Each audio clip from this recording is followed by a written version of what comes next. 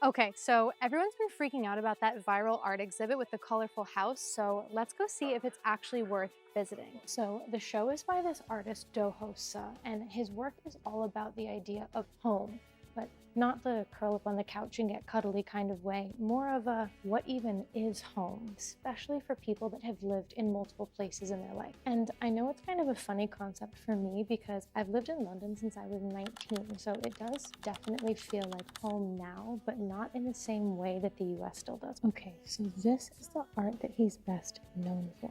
They're recreations of homes he's actually lived in the past, but made in these translucent fabrics. It's almost like an architectural ghost, and these homes represent places that he's lived in New York, London, and Seoul. So it almost feels like you're walking through his memories. Things feel familiar, but also distant. And it's kind of like when you're remembering things about your childhood home and everything feels fuzzy, but you still know what it looked like. There's a crazy amount of detail in them too. Even over here, look, there's literal hinges inside of what looks like it's meant to be a cabinet. And then over here, there's even wall plugs or even this air vent situation. It's just so funny how all of these little mundane, random things that you normally see around the house, like a light switch, all of a sudden looks super cool.